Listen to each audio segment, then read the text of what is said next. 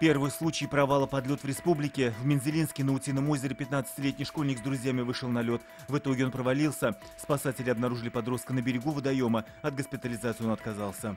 Настоящую спасательную операцию провели в Нижнекамске. Там из смертельной ловушки извлекли лебедя. Пернатая оказалась беспомощной в городском озере Подворное. Птицу увидели проходящие мимо дачники и сообщили о гибнущей птице МЧС. Он озорной, любознательный, а теперь и телевизионный. Сегодня в свободное круглосуточное плавание выходит Шаян ТВ. Первый детский телеканал на татарском языке увидят миллионы телезрителей. Транслироваться телеканал будет и в интернете через официальный сайт.